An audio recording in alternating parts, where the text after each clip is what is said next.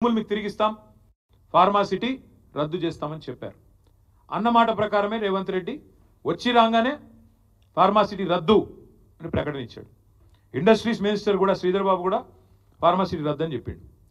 చెప్పినాక మళ్ళా నెల రోజుల్లో ఏమైందో తెలియదు, మనసు మార్చుకున్నారు.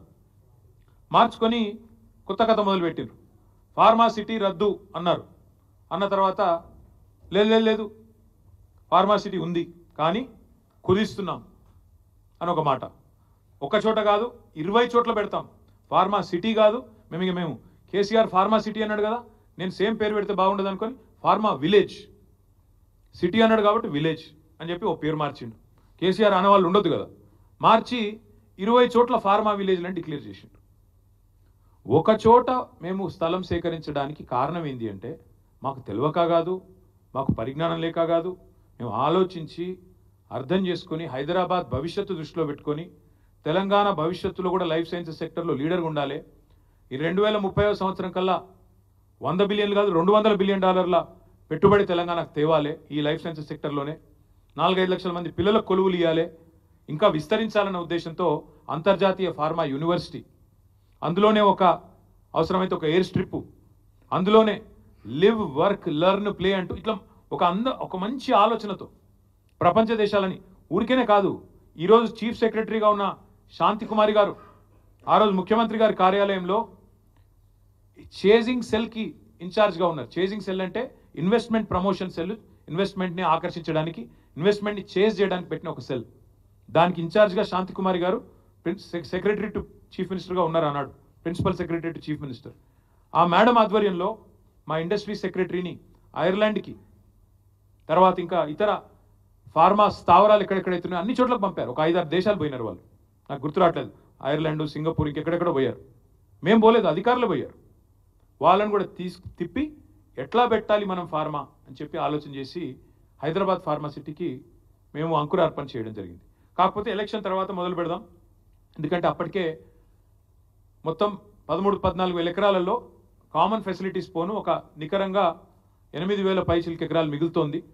దాన్ని ఎట్లా వినియోగించాలి అన్నప్పుడు డిమాండ్ చాలా ఎక్కువ ఉండే. చిన్న కంపెనీలు, పెద్ద కంపెనీలు అందరూ 200 ఎకరాలు కావాలి, 300 ఎకరాలు కావాలని ముందుకు వచ్చినారు. సో మేము ఆలోచనతో అక్క వాళ్ళు కూడా, సవితక్క, మంచిరెడ్డి, కిషన్ రెడ్డి గారు వచ్చి అన్న మరి యూనిట్లు పోతున్నాయని కేసీఆర్ గారికి చెప్పారు. అన్న మరి యూనిట్లు వస్తాయంటున్నారు, రైతులకేమో వాళ్ళ హ్యాపీగా లేరు, పరిహారం విషయంలో కోపంగా ఉన్నారు, ఇంకా పెంచితే బాగుంటుందేమో అంటే కేసీఆర్ గారు నిర్ణయం తీసుకొని 1 ఎకరా భూమి పోతే వాళ్ళకి వెంటనే అక్కడ ప్లాటెడ్ ఏరియా, డెవలప్డ్ ఏరియా, ఒక హౌస్ సైట్ ఇవ్వండి, 1 ఎకరం పోతే 1 గుంటెడు జాగా వెంటనే మంచి డెవలప్డ్ లేఅవుట్లో ఇవ్వండి అంటే అక్క దగ్గరుండి మంత్రిగా అన్నాడు. లేఅవుట్లు కూడా మేమే చేసినాం, 500 ఎకరాల్లో లేఅవుట్లు వేసినాం, కొంతమందికి పట్టాలు ఇచ్చాం. ఇవన్నీ కూడా చేసింది మా ప్రభుత్వం.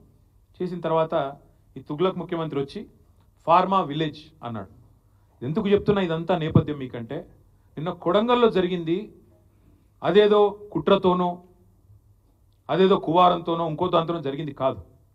ఈ ముఖ్యమంత్రి యొక్క అనాలోచిత మూర్ఖ తుగ్లక్ విధానాల వల్లనే ఇవాళ ఒక కొడంగల్లో కాదు, మొన్న సంగారెడ్డి జిల్లా న్యాల్కల్ అక్కడ కూడా గొడవ జరిగింది. అక్కడ కూడా రైతులు మా భూములు ఇవ్వమని చెప్పి రోడ్డు ఎక్కినారు.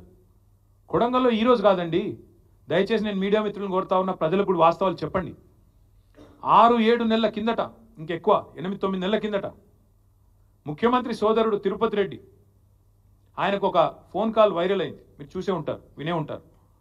ఏమని, ఒక రైతు ఫోన్ చేసి తిరుపతి రెడ్డి గారిని అడుగుతున్నాడు, మేము ఎందుకు ఇవ్వాలా మా భూములు, ఇవ్వకపోతే ఏం చేస్తుంది ప్రభుత్వం అని గట్టిగా అడిగితే, తన్ని తీసుకుంటాం ఆయన అన్నమాట, తన్ని తీసుకుంటాం నా కొడుకా అని మాట్లాడినాడు ఆయన.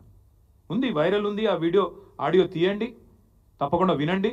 అంటే ఇది 6-7 నెలల నుంచి నడుస్తున్న కథ, రగులుతోంది కొడంగల్. మధ్యలో రైతులు ఒక్కసారి కాదు, అన్ని పార్టీల దగ్గర పోయినారు. మా కాడికి కూడా వచ్చినారు, ఇక్కడనే నా దగ్గర కూడా వచ్చి నన్ను కూడా కలిశారు. తర్వాత బీజేపీ ఆఫీస్కి పోయినారు, అందరి దగ్గర పోయినారు, ముఖ్యమంత్రి గారిని కూడా కలిసినారు.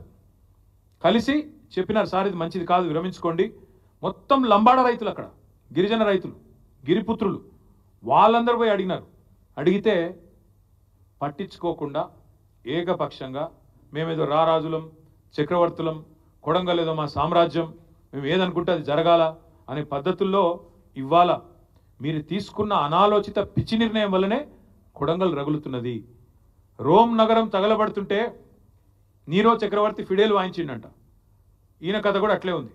ఇవాళ కొడంగల్లో అగ్గి అంటుకుంటే కొడంగల్లో ఇవాళ 16 మంది రైతులు జైలుకు పోతే కొడంగల్ ఎమ్మెల్యే ఎన్నో ఆశలతో ప్రజలు గెలిపించిన ఎమ్మెల్యే ముఖ్యమంత్రి అయి మమ్మల్ని ఉద్ధరిస్తారనుకుని గెలిపించిన ఎమ్మెల్యే ఎక్కడున్నాడండి? నాకు అర్థం కాదు.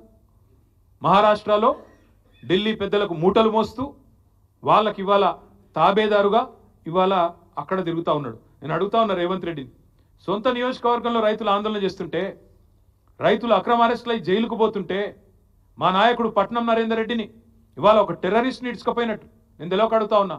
కనీసం వాళ్ళ భార్యకు ఇన్ఫర్మేషన్ ఇచ్చిండ్రా? అరెస్ట్ వారెంట్ ఉందా? అసలు వాళ్ళు పోలీసులు మఫ్టీలో చెతకపోతారండి? ఆయన ఏమైనా బందిపోటా, తీవ్రవాద? అది అసలు అరెస్టా, కిడ్నాపా? ఇష్టం వచ్చినట్టు ఇంటికి వస్తావా, దుద్యాలకు వస్తావా, ఎక్కడికి వస్తావరా? వచ్చి కూర్చో, రైతులకు చెప్పు, నీ ఆలోచన వల్ల జరుగుతున్న లాభం ఏందో చెప్పు. ఇవాళ మా అందరికీ వచ్చిన అవగాహన, ప్రజలకు వచ్చిన అవగాహన ఒకటే.